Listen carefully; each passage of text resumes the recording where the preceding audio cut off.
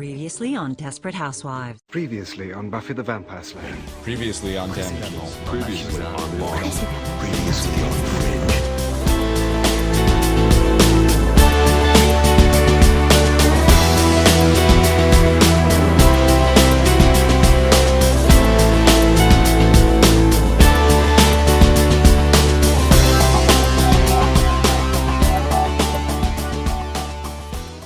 Alors, on reçoit aujourd'hui Damien Galisson, qui a écrit le livre La Dragonne et le Drôle aux éditions Sarbacane. Bonjour. Bonjour. Bonjour Damien, merci d'avoir accepté l'interview.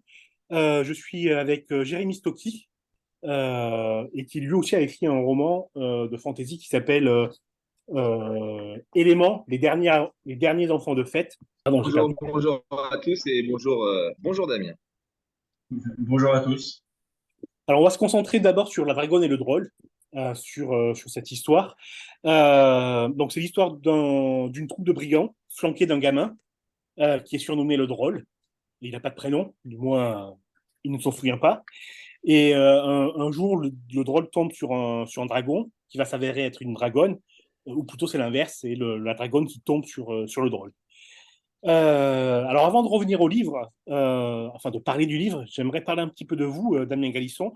Vous avez fait partie d'un groupe métal qui s'appelle Tannen, ça se dit comme ça, Tannen? Tannen, absolument. Vous étiez le parolier, Oui, du les groupe, paroliers et le chanteur. le chanteur aussi. Alors, les textes étaient très sombres.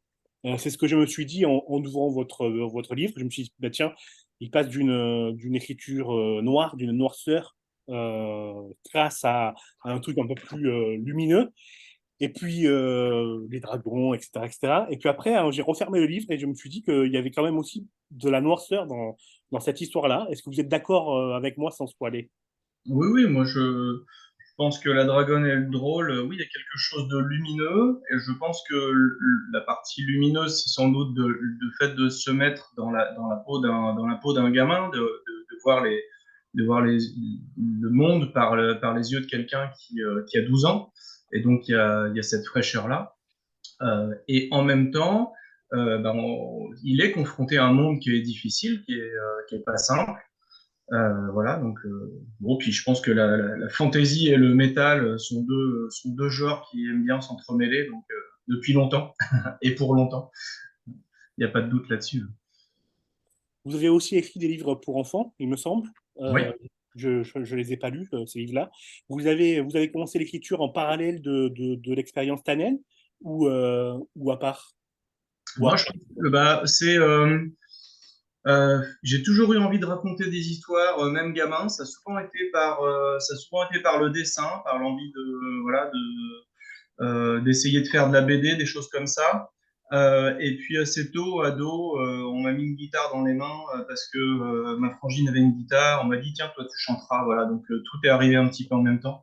Et en même temps que on découvre, on découvre en lecture des Stephen King, des Serge Brussolo, des auteurs comme ça qui sont incroyables de noirceur. Et puis voilà, un peu le lien du coup se fait là.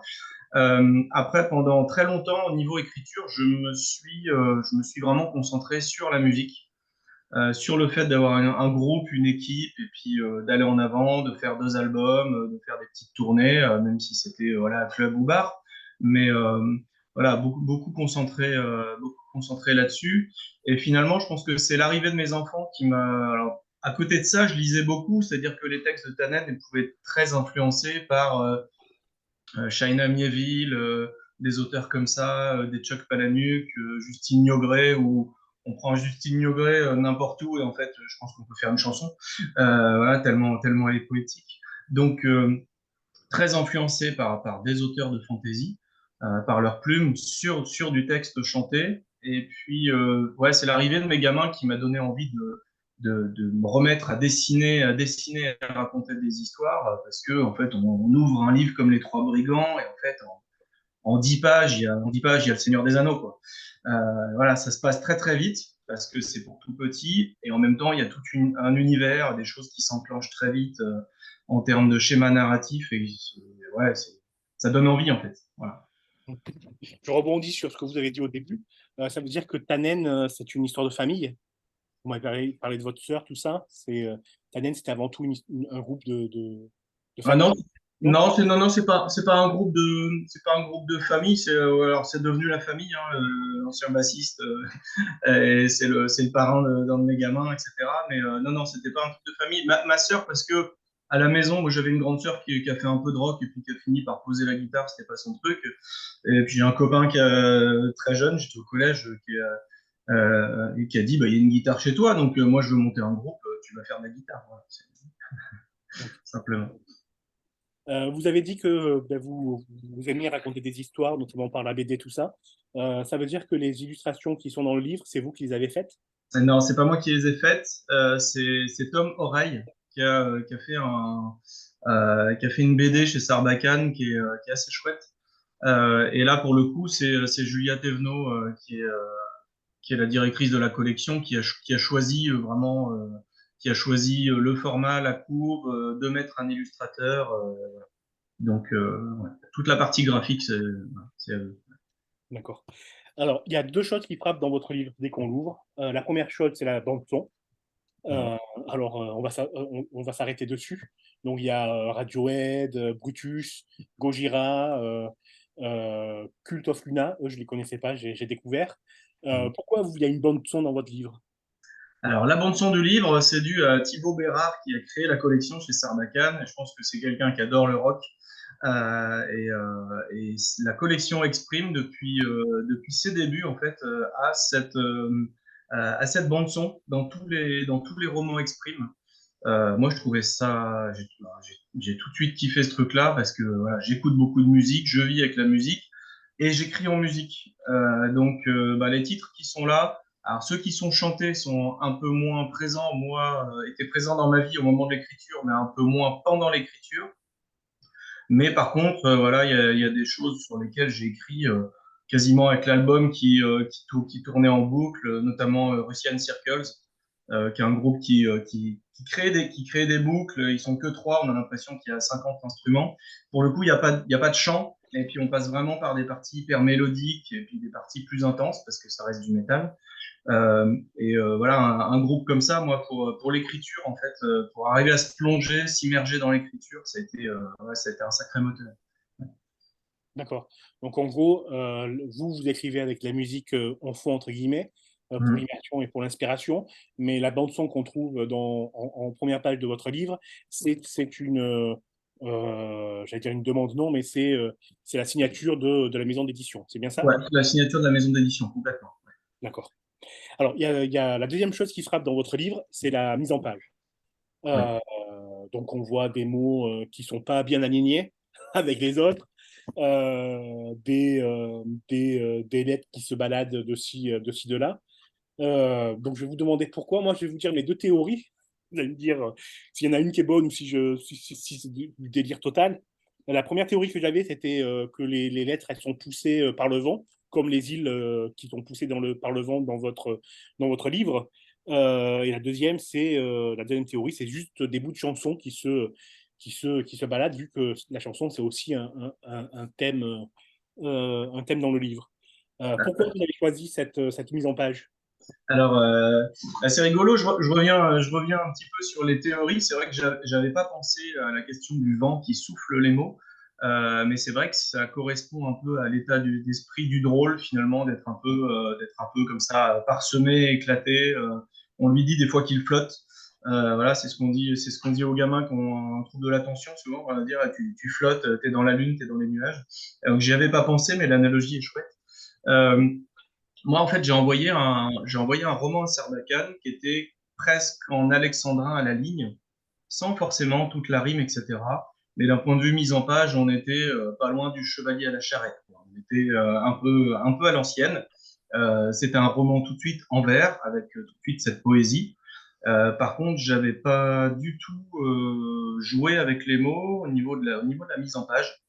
Et chez Sarbacane, on m'a dit assez vite, écoute, on adore, mais va lire Clémentine Beauvais et vois ce que tu peux faire avec ton texte et jouer avec ton texte. Et donc j'ai lu Songe à la douceur, que j'avais pas lu jusque-là parce que parce que simplement je lis que de la fantasy et que ça n'en est pas. C'est une histoire d'amour entre ados. Et alors j'ai pris une espèce de calotte, tant au niveau de la plume, du texte, une histoire qui a priori me touche pas, n'est pas, voilà, c'est pas ma fibre littéraire.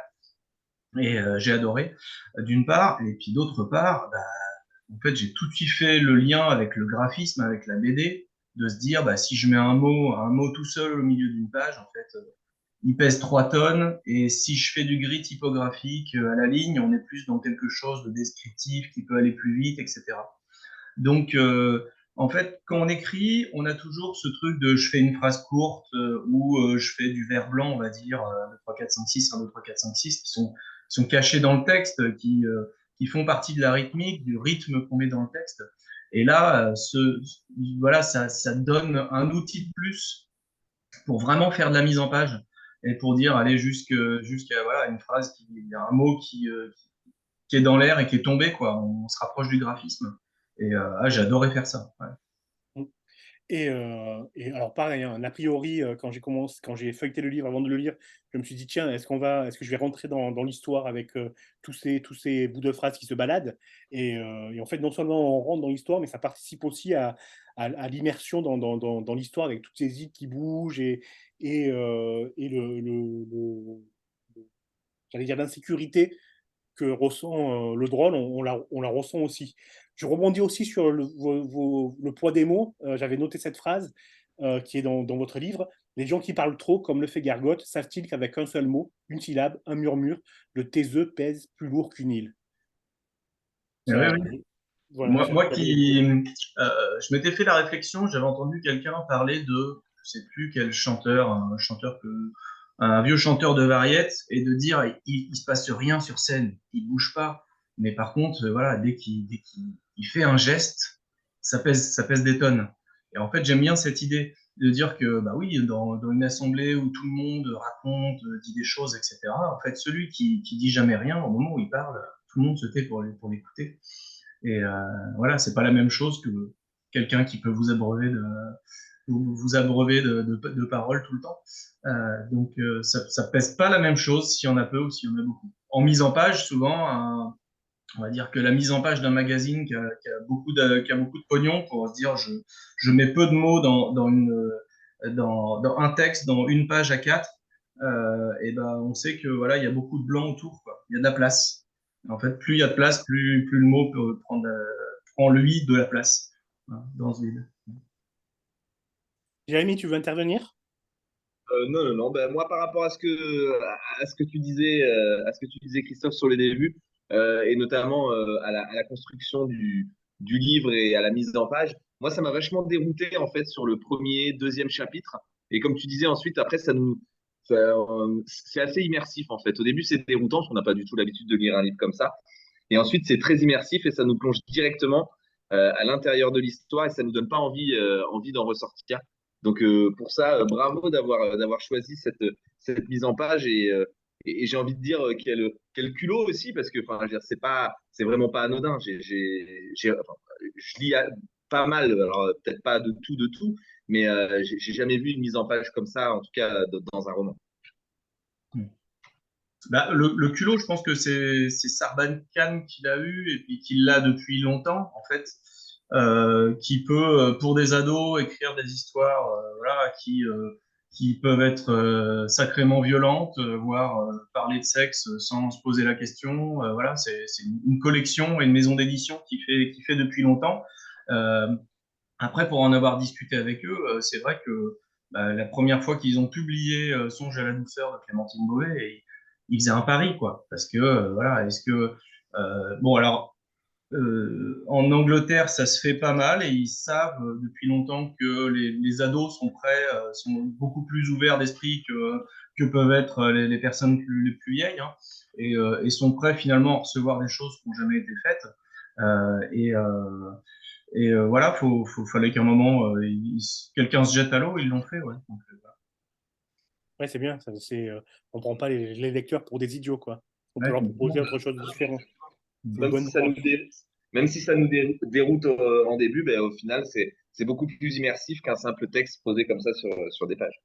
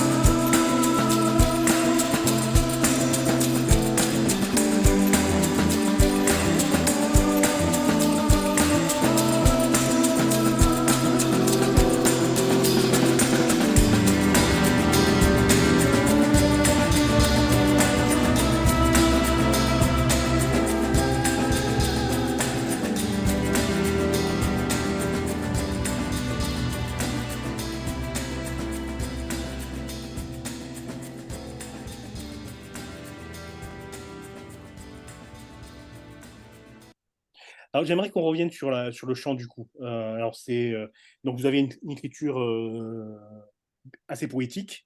Il y a de belles images tout au long du livre. Ça fait référence au chant, puisque la chanson, c'est un truc qui imprègne le roman du début à la fin. Je vais lire la première phrase, si je la retrouve. Donc, la première phrase, c'est ça. C'est à cause de moi qu'ils les ont tués. Oula, je recommence. C'est à cause de moi qu'ils les ont tués, tous, parce que j'ai chanté. Donc, là, la première phrase, ça nous dit que le fait de chanter, la chanson, c'est quelque chose de dangereux. Et tout au long du film, pardon, c'est un lapsus. Tout au long du livre, on essaye de nous prouver l'inverse. Au contraire, la chanson, ça va sauver le drôle et ses camarades. Il y a cette dualité que je trouve dans ce que vous avez écrit qui se retrouve à plusieurs niveaux. Euh, la noirceur de l'histoire et la lumière de ce qui est raconté ou des personnages. Et la chanson, c'est dangereux, mais ça peut être aussi euh, une porte de sortie, on va dire. Euh, la première scène, le groupe massacre des clients d'une auberge à cause d'une chanson. Et après le livre, on voit que la chanson, finalement, ça peut être aussi dans votre univers un moyen de communication.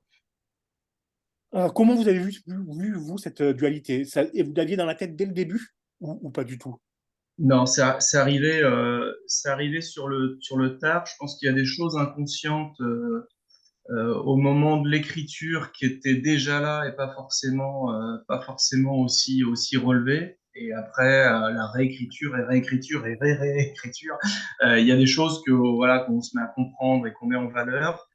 Euh, voilà, moi j'écris vraiment comme un jardinier, donc je laisse pousser la graine, je pose mon personnage au milieu d'un décor et puis je regarde ce qui se passe, je le laisse respirer. J'avais pas du tout de plan à l'avance. Même l'arrivée de la dragonne sur le premier jet a été un peu du hasard, quoi, en me disant tiens, j'essaye d'écrire sous forme poétique et avec un gamin qui cherche du bois dans la forêt et un dragon qui a surgi et puis voilà, on n'était plus dans le médiéval mais dans la fantasy immédiatement. L'idée du chant, ça s'est passé par plusieurs phases. Se dire que bah, puisque j'ai un personnage qui parle à la première personne, bon bah si c'est lui qui raconte, bah, autant que ce soit quelqu'un qui chante. Et puis assez vite, ça allait bien avec le personnage, disons avec le groupe autour, de se dire bah, dans un groupe de guerriers où on attend ce truc viriliste du barbare, de la hache, de la guerre et du sang, en fait, qui ose chanter en fait. On est un gamin et qu'on a une petite voix de gamin, on n'est pas voilà, au milieu des hommes. Si on se met à chanter, bah, c'est quelque chose de doux. Voilà, on citait Radiohead. Pour moi, le drôle, c'est un peu Tom York à 12 ans. Voilà, l'idée, quelqu'un qui est pas la virilité absolue et qui est sur autre chose en fait. Et puis le chant, par contre, l'idée du chant, de se mettre à chanter avec la dragonne, bah, c'est quelque chose qu'on voit dans la fantasy depuis longtemps, finalement, de Anne McCaffrey ou Trouvant un œuf. C'est le fait de chanter qui fait qu'on pouvait se mettre en relation avec le dragon. Bon, il y a voilà. Je pense à Charles le poète, ces très grands livres où on a un petit dragon qui va à l'école des dragons et qui finalement fait de la poésie. Donc voilà, j'aimais bien tout ce lien, en fait. Reprendre un archétype de la fantaisie et puis poser la caméra ailleurs, quoi, avoir un autre point de vue.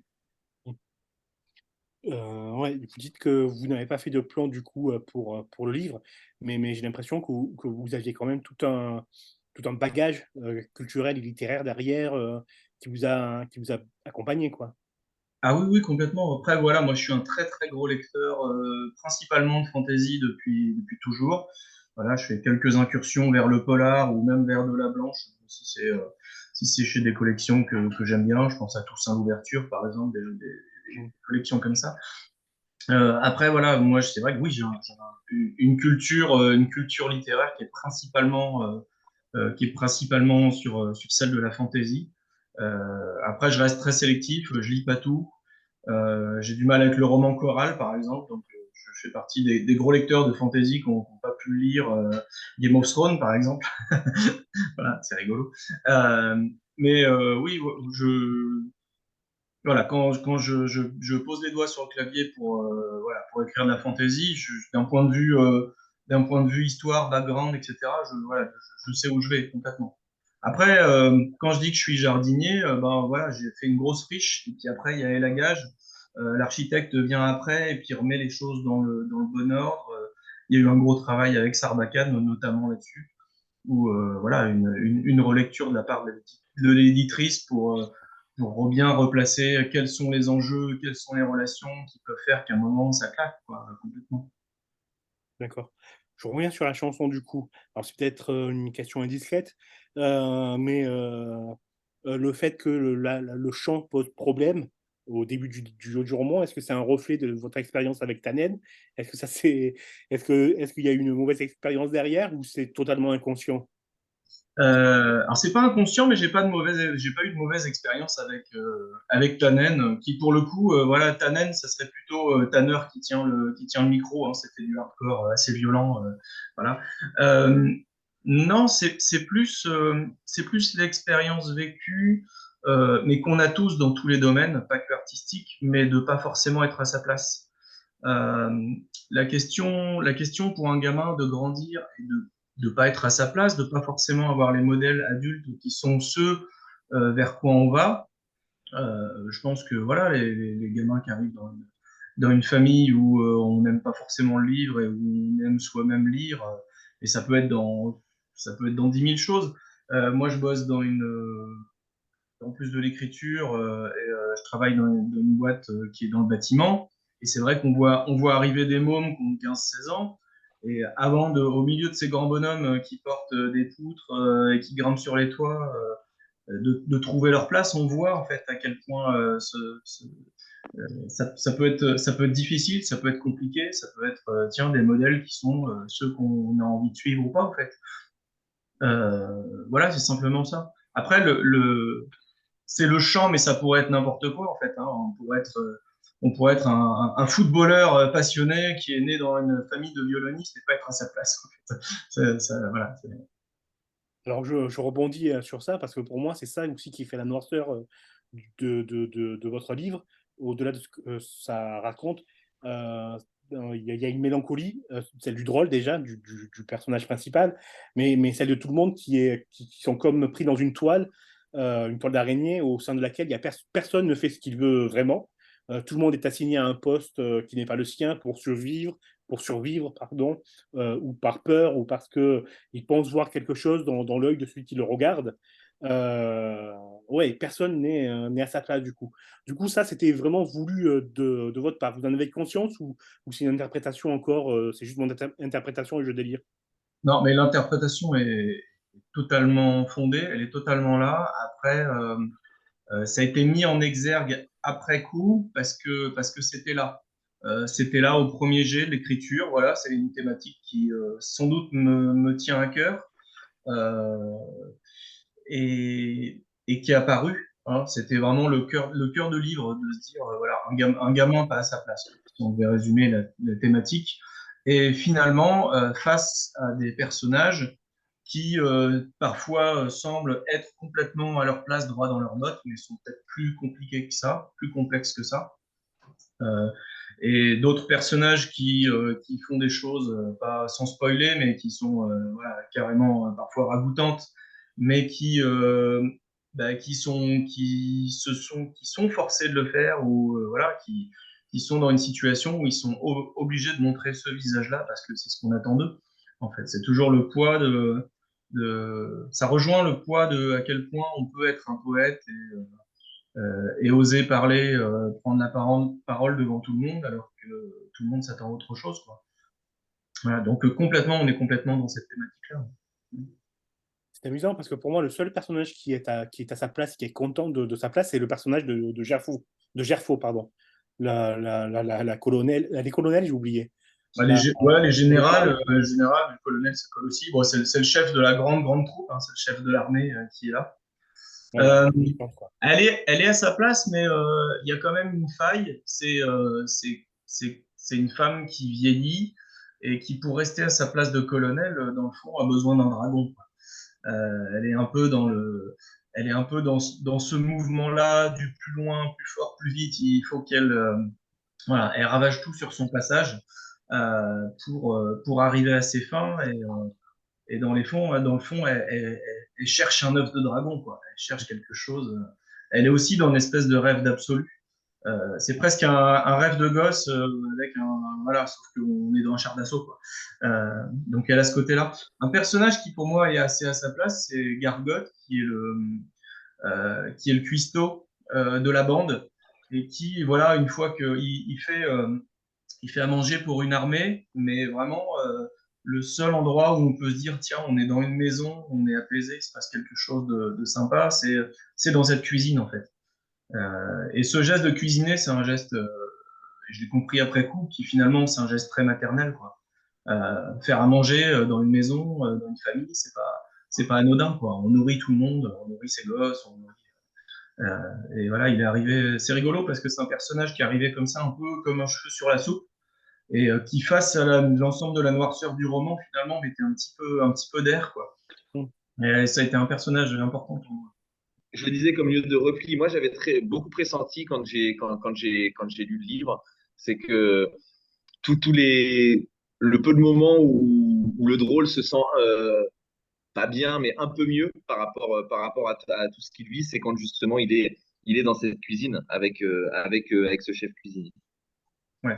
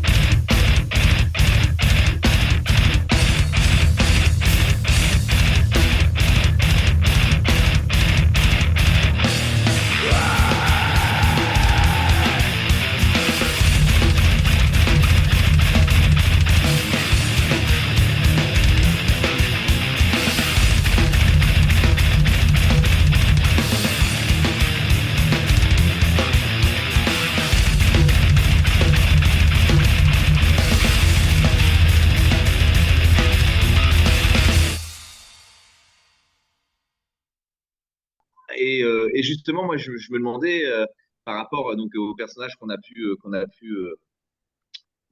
entrevoir, quel vous avez en fait les personnages ils ont une profondeur.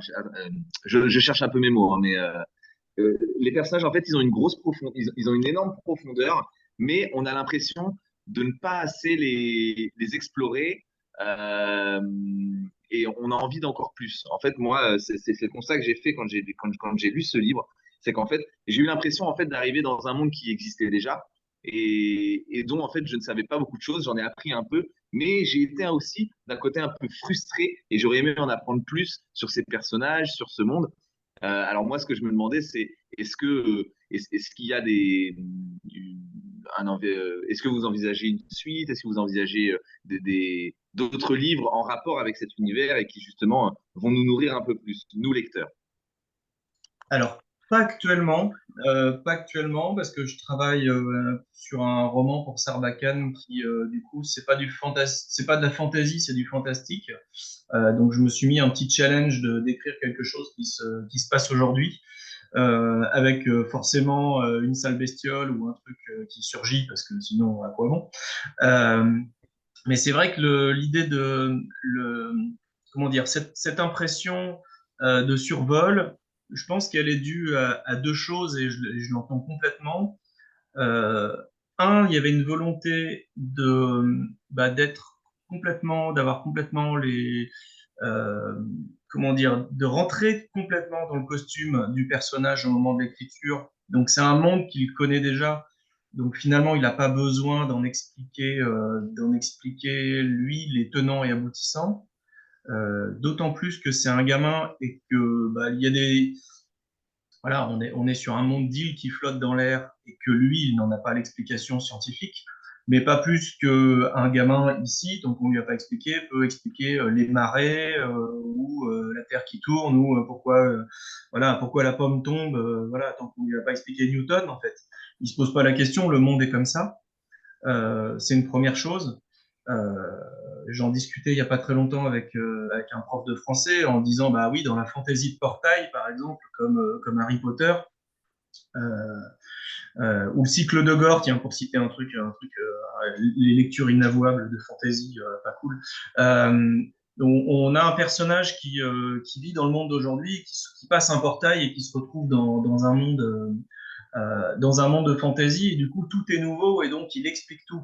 On se retrouve obligé de dire ah tiens il y a des i quand même des lettres etc.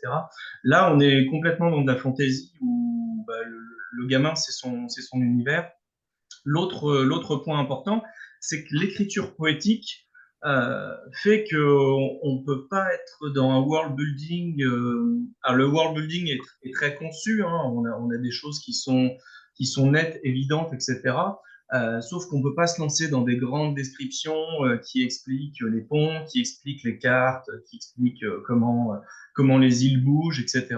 Pourquoi la flore c'est beaucoup des champignons. Alors pour moi ça s'explique. Je connais les tenants et aboutissants de comment tout se passe en fait. Mais c'est vrai que ce qui m'intéressait c'était d'avoir la caméra dans les yeux du drôle et pas forcément sur quelque chose qui regarde le monde autour de lui, quoi. Mais on a vraiment l'impression d'être en fait, quand on arrive à être emporté par cette histoire, on a vraiment l'impression en fait d'être quelqu'un en fait du livre en fait, et on regarde la scène qui se passe. Et c'est pour ça aussi que l'histoire se déroule sur très peu de temps parce que je l'ai lu il y a quasiment un an, mais elle se déroule sur 2, 3, 4 jours maximum, je crois. Oui, oui, on est autour de ça, ouais. On est autour de ça. Hmm. Alors effectivement, moi j'avais noté, là je rebondis sur ce que vient de dire Jérémy, sur ce que vous avez dit juste avant l'intervention de Jérémy sur Gerfo, la générale la générale des armées qui veut la dragonne et surtout son œuf. C'est vraiment à la fin que ça se passe, je ne vais pas spoiler, mais elle explique que le monde est plus grand que ce que pense le drôle. Elle dit qu'il y a des îles en haut, qu'il y a des îles en bas, et d'un coup, on se rend compte qu'on a juste survolé une toute petite partie de l'histoire du drôle et de l'histoire de ce monde qu'on a appris à connaître par petites touches tout au long du roman. Et je me suis dit, oui, du coup, je plus sur la question de Jérémy, est-ce qu'il va y avoir une suite? Vous y avez répondu. Et surtout, on touche. Là, moi, tout à l'heure, j'ai dit que Gerfo, c'était le seul personnage qui semblait à sa place.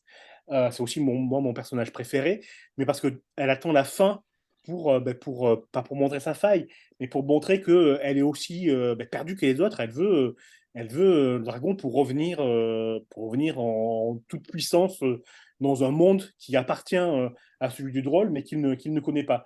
Et j'ai trouvé, moi, à la différence de Jérémy, j'ai trouvé cette porte qu'on nous entrouverait. Si c'est pas français, vous m'excuserez.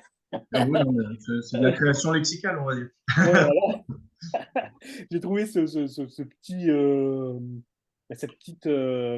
maintenant je perds mes mots, je me suis déconcentré, ce euh, ce petit coup d'œil sur un monde plus grand,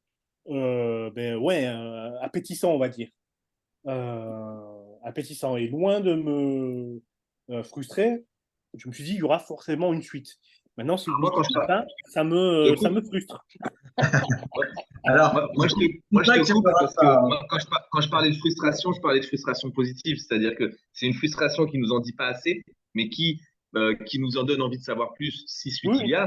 S'il y en a pas, bon, ça frustre un peu. Mais au final, moi, je pense que je relirai, pardon, le livre en sachant qu'il n'y a pas de suite, en tout cas prévue pour le moment.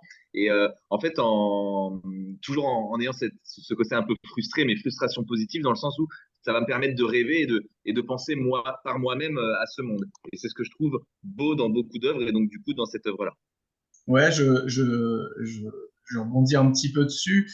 Alors déjà, je dis pas que je ne reviendrai pas dans ce monde-là, qui est un monde que j'aime beaucoup, dans lequel je me suis éclaté, hein, clairement. Mais c'est vrai que voilà, c'est pas d'actualité tout de suite aujourd'hui. Quelque part, moi, j'attends que les personnages reviennent me titiller à l'intérieur, quoi, hein, qui viennent reprendre leur petite place dans mon esprit en bousculant tout le monde, en me disant, bah, toquer à la porte, en me disant, bah, vas-y, quoi, raconte la suite, gars. Euh, et puis, c'est vrai que en tant que gros lecteur de fantasy, euh, bah, peu à peu, en fait, on fait ses goûts sur des choses qu'on aime ou qu'on n'aime pas. Et bah, c'est vrai que moi, j'ai une admiration, un peu comme tout le monde, sans faille pour Tolkien, par exemple. Mais quand j'entends des elfes millénaires raconter leurs vieux contes d'avant-garde, tout ça, bah, en fait, ça me saoule. Ou quand je tombe sur des personnages qui connaissent exactement et qui viennent m'expliquer en tant que lecteur tout ce que je connais pas d'avant et qui s'est passé, qui fait que maintenant ça en est là. C'est pas forcément justifié à la première personne avec un gamin. Euh, Comment dire, on pourrait écrire une histoire dans le monde, je sais pas, un truc marrant, Warhammer 40 000 par exemple, avec des gros flingues et tout ça, et puis se dire, mais on y va par les yeux de quelqu'un qui connaît pas l'univers plus que ça en fait, et qui entrevoit des choses qui sont là. Moi, j'attends qu'on me fasse un Star Wars d'art et essai en fait, avec juste des R2D2 qui rencontrent, je sais pas, qui tombent amoureux et qu'on n'ait pas de Jedi, on s'en fout. Voilà, pourquoi pas en fait. Voilà, Oui, oui, tout est possible et c'est ce qui est beau. c'est ça. et le tour de force aussi, c'est d'arriver à poser l'univers en quelques pages, quoi. En un chapitre, on accepte le fait qu'il y ait des îles et qu'elles bougent comme ça par le vent, etc. Donc ouais, non, c'est immersif, quoi, comme j'ai dit au début. Ça me permet, là, tout ce dont vous venez de parler, ça me permet de faire le lien, du coup, avec un petit peu la cuisine, entre guillemets, la cuisine de l'écriture. Vous avez dit tout à l'heure que vous n'aviez pas de plan, que vous mettiez votre personnage au milieu d'une friche et puis vous voyez comment il va réagir, que la dragonne, au départ, elle était pas prévue. Du coup, je me pose la question, qu'est-ce qui était prévu au départ? Est-ce que vous avez commencé par construire le monde et puis après vous avez mis vos personnages dedans? Ou est-ce que vous êtes parti de cette idée-là de l'enfant qui est perdu? Qu'est-ce qui est venu en premier du coup? Ce qui est venu en premier, c'est l'image d'un gamin qu'on envoie. Alors le on avait pas encore cette tête-là, mais un gamin qui est obligé de faire quelque chose d'absurde, d'aller chercher du bois sec alors qu'il pleut à verse. C'est-à-dire que c'est quasiment impossible. À partir de là, s'est construit l'idée de la troupe. Moi, j'adore la troupe avec des choses qu'on retrouve dans la Compagnie Noire, en fait, de Dune Cook, par exemple, d'avoir toute une troupe avec des gens qui ont juste le nom de leur métier. Voilà, donc on a Tanner, c'est l'ancien, c'est Tanner qui avant tannait des pots, hein, chef parce que c'est le chef, etc. Donc j'aimais beaucoup l'idée de cette troupe-là. C'est un peu né de là. Et puis, quand la dragonne est arrivée, bah, je me suis dit, bon, ok, s'il y a des dragons, on n'est pas du tout dans un monde actuel, donc il faut qu'il y ait quelque chose qui change. Donc c'est là que, sous mes yeux, le monde s'est effrité, il n'y avait plus que des îles qui flottaient. Et après coup, j'ai fait le lien, en fait. J'ai fait le lien, j'ai énormément regardé la série animée Chasseurs de dragons, qui est pour moi un grand, grand coup de cœur. De simplicité à la hauteur des enfants, mais de fantaisie assez géniale en termes de monde. Voilà, il y a des dragons, il y a des îles qui flottent et qui bougent, donc on est complètement dans le thème. Et puis, bah, les personnages, en fait, en les faisant vivre, en les faisant parler, finalement, se mettent à avoir des buts. Et puis, ces buts et puis ces oppositions qui créent, en fait, les choses, quoi. Après, j'ai été guidé aussi dans le premier jet entre le drôle et son frère. Il se passait peu de choses et on n'allait pas aussi loin. Et puis voilà, dans l'arc narratif, Julia m'a dit, mais voilà, ça, moi, ça, quand je lis, en fait, tu me fais une promesse, là. Tu fais une promesse au lecteur et il faut aller au bout. Je veux savoir ce qui se passe là. Donc vas-y, quoi, pousse le curseur. Donc, et ça a été important pour moi de me remettre voilà, un petit peu dans la peau de chaque personnage, même des pires du pire, et me dire, mais ok, c'est quoi leur motivation, de quoi ils ont envie, pourquoi ils vont là. Et voilà, c'est ça qui crée toutes les interactions, les oppositions, et qui fait qu'après coup, avec tout ce qui est né d'un premier jet, un petit peu bordélique dans tous les sens, on peut remettre le puzzle en place et reconstruire un récit qui tienne la route, quoi. Voilà. Il y a eu combien de versions du coup? Je pense qu'à partir du moment où Sarbacane l'a reçu, on doit être à la version 6 ou 7. Et puis avant, il y a eu des versions ouais, je sais pas, 4 ou 5 avant, en fait. Voilà. D'accord. Donc là, tout à l'heure, vous avez dit aussi, on parlait de la physique des îles et de pourquoi ils poussent des champignons, etc. Ça veut dire que vous avez travaillé sur tout votre univers sans le mettre dans le livre. C'est bien ça, vous savez.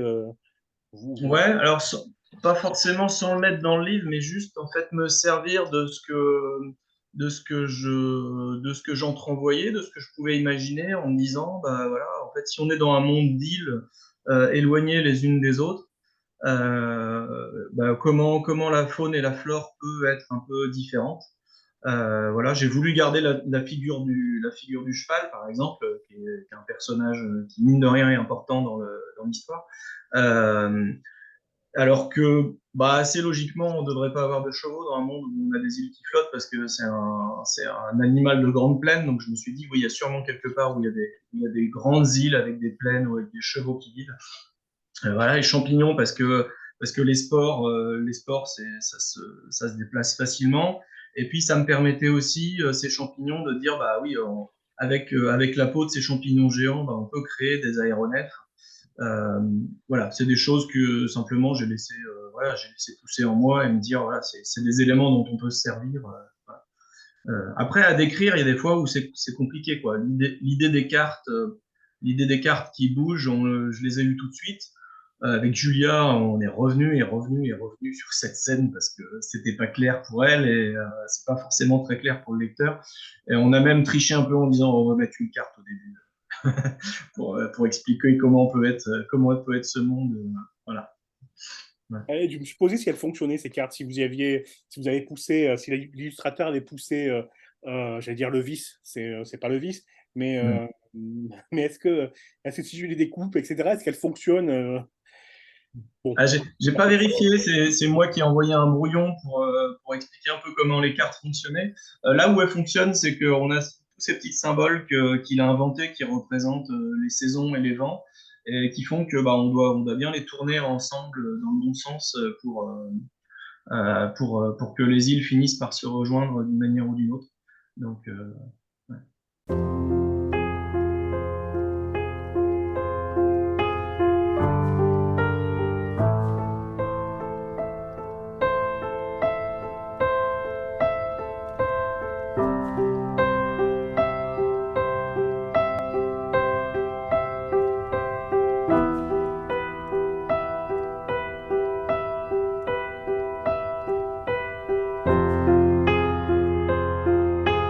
Appliances are gone berserk. I cannot keep up, treading on people's toes. Snot-nosed little punk, and I can face the evening straight. You can offer me escape. Houses move and houses speak. If you take me, then you'll get relief.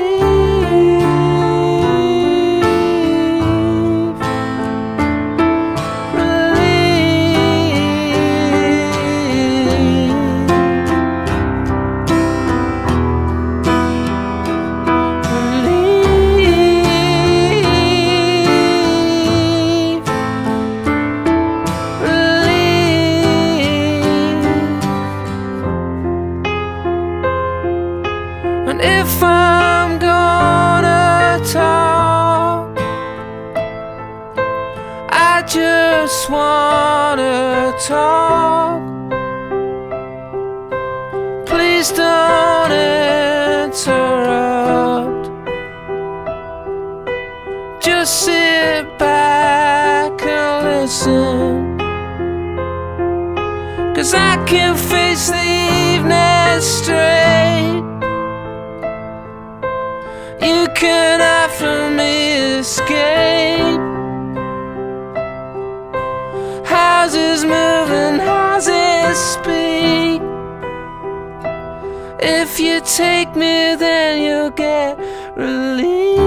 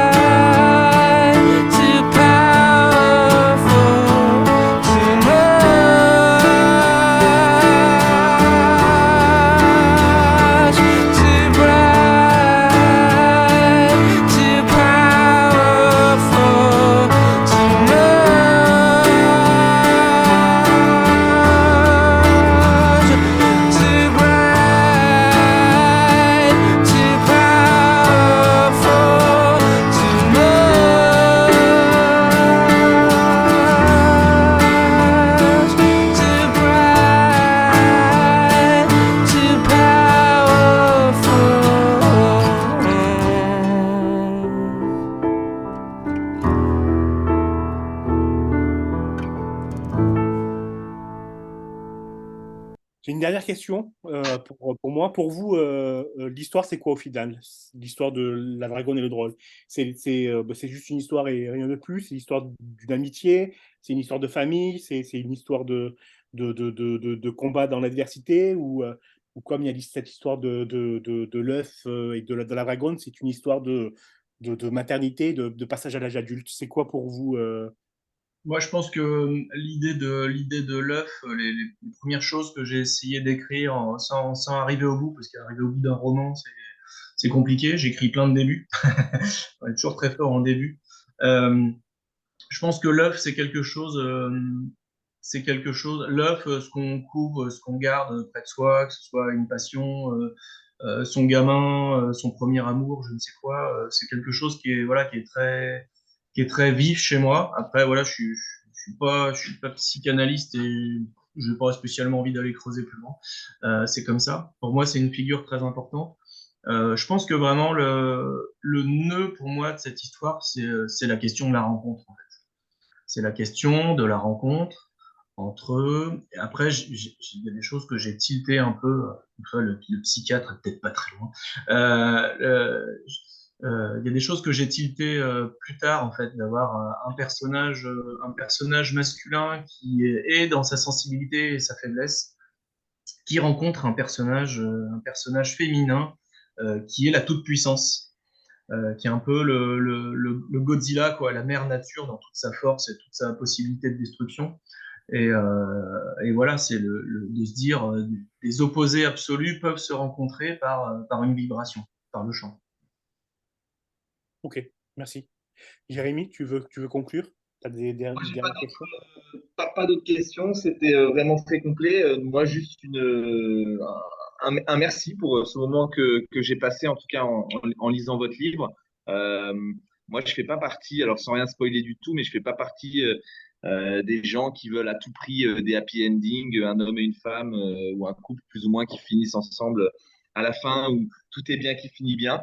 Et j'ai aimé lire vos lignes poétiques et surtout arriver au bout de ces lignes-là, justement, qui offrent tout de même une fin un peu surprenante et inattendue par rapport à ce qu'on peut s'imaginer en lisant le livre au début.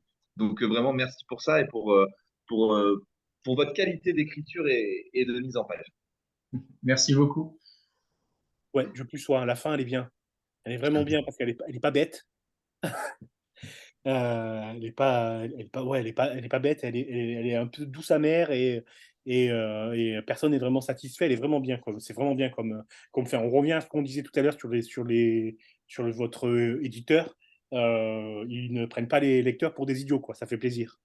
Oui, oui, je pense que vraiment, c'est leur truc de parler à, voilà, un jeune lectorat de ce qui les intéresse, de ce qui peut les toucher, voilà, sans être, voilà, sans être dans quelque chose qui est un regard d'adulte un peu condescendant sur la jeunesse. Je pense que vraiment, voilà, ils ont les pieds là où il faut, quoi. Après, par contre, pour rebondir là-dessus sur la jeunesse, enfin, j'ai du mal à, je me serais pas vu lire ça quand j'avais 14-15 ans, par exemple. Je pense pas avoir la maturité. Alors, j'aurais pu le lire, mais, euh, mais je pense que j'aurais plus facilement décroché un homme ou une femme, hein, un homme au sens large, plus adulte, en fait, et plus dans la réflexion, non? Qu'est-ce que vous en pensez? Bah, c'est rigolo parce que voilà, j'avais un libraire près de chez moi là qui assez vite m'a dit non, c'est pas là, moi je le mets en. J'arrive dans la librairie, je dis bah, alors t'as plus mon bouquin? Il me dit non, je l'ai mis en adulte, voilà, il est bien là en fait. Donc le fait que ce soit un roman jeunesse, alors moi 100% j'écris de la jeunesse et c'est pas que c'est assumé, c'est que c'est brandi haut et fort. Et en même temps, bah, je pense que simplement c'est un roman qui est par les yeux de quelqu'un de jeune. Et c'est ça qui fait que ce point de vue fait que c'est un roman jeunesse. Après, voilà, moi, très jeune, j'ai lu des romans qui n'étaient pas de mon âge. Voilà, je sais pas, à 10-11 ans, j'ai lu Dune, par exemple, en passant, je pense, à côté de 95% des enjeux voilà, d'un monstre comme ça, de littérature de complexité politique, etc., tout en accrochant ce qui se passait, quoi. Donc, bah, des fois, oui. On peut être môme et puis lire des choses pour, euh, pour plus vieux et puis que ça colle et vice versa en fait. J'ai beaucoup d'adultes qui sont revenus sur un roman qui est dit ado et en me disant que ça les avait touchés. Donc bon, on est tous des mômes de 12 ans. Oui, bien sûr, ça j'entends, mais c'est vrai que j'ai toujours du mal avec l'étiquette littérature adolescente, parce qu'en fait, derrière tout type de littérature, comme vous dites, hein, on peut la lire déjà un peu à tout âge, Et puis, en fonction de l'âge à laquelle on lit un livre et on relit un livre, Ouais. on y voit des visions différentes. Mais voilà, c'est juste, je trouve ça dommage de coller une étiquette, enfin l'étiquette en tout cas de livre de littérature adolescente sur ce livre qui peut-être ferme la porte à des lecteurs qui devraient l'ouvrir. Oui, ouais, complètement. Mais je pense qu'aujourd'hui, il y a une telle richesse telle richesse en livres jeunesse que, voilà, moi, j'invite tous les adultes qui nous écoutent, voilà, tous les enfants qui ont 50 balais et plus, d'aller se replonger, voilà, dans un très beau roman graphique, parce que c'est dessiné par Frédéric Pillot voilà, ou Rebecca d'Outremer, parce qu'il y a beaucoup d'adultes qui achètent des albums, par exemple, parce qu'ils sont beaux. Tout comme, voilà, moi, j'ai fini par me plonger dans les One Piece, parce que mes gamins ne veulent lire que ça. Et j'ai commencé à kiffer, parce que, ouais, un côté Sangoku qui me plaît beaucoup. Voilà, je pense que tous les livres sont pour tout le monde, quoi. Previously on Desperate Housewives. Previously on Buffy the Vampire Slayer. Previously on Damage. Previously on Lost. Previously on Fringe.